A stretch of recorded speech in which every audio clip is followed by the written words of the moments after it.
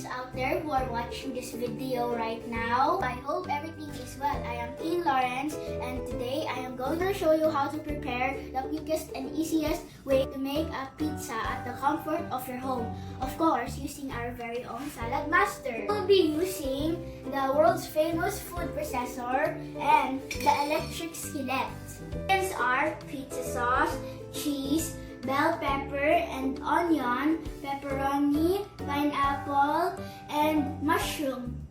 And lastly, we have the kubos as our pizza dough. We're going to preheat our electric skillet at 230 degrees Celsius.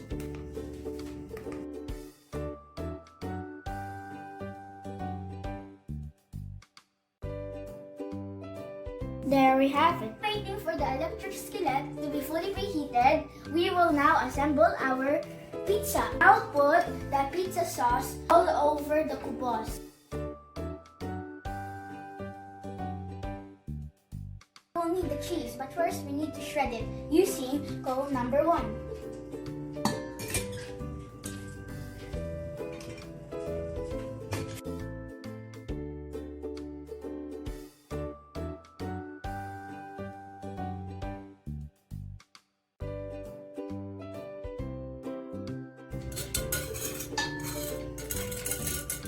Remember to wash your hands before making the pizza.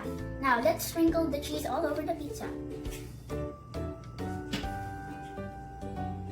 Guys, you can use any other toppings, but for now I chose cheddar cheese.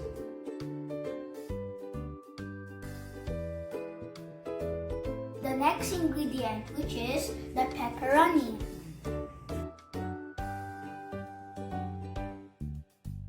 Next ingredient, which is the pineapple. We'll use the other ingredient, which is the mushroom.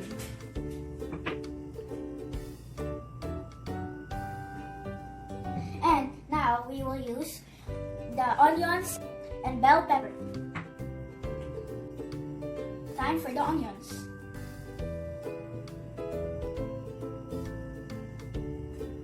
Okay, now our skillet is fully preheated. We will now test it by sprinkling water.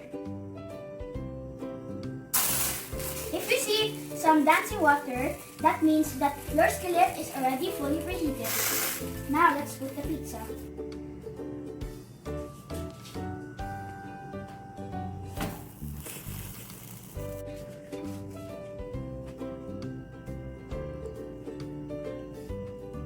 Close, and then I will set the timer in 5 minutes.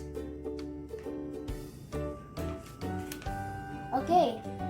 I just want to thank my parents for investing Salad Master, because before when I used the ordinary cookware, I do not like vegetables. But now with Salad Master, I am peaceful and I really love vegetables now. It keeps your body healthy, and it is really important to boost your immune system to fight off the COVID-19 and other illness and germs. Our pizza is now done. Let's see the results. Wow! Let's taste the pizza.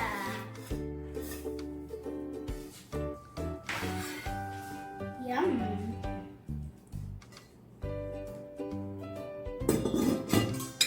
Kids, ask the supervision of your parents to cut the pizza. Now let's dig in. Yum! Kuya! Pizza's ready!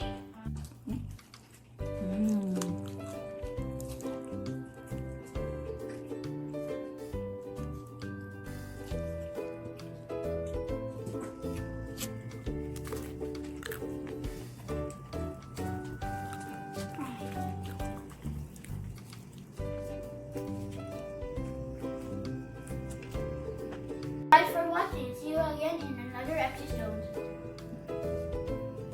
Bye!